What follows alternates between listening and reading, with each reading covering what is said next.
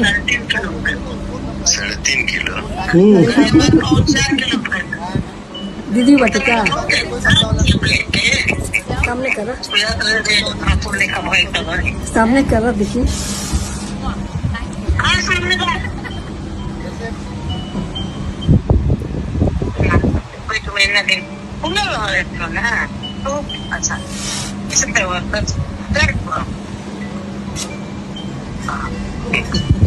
गौरव आते हैं भैया मिठाई लेके।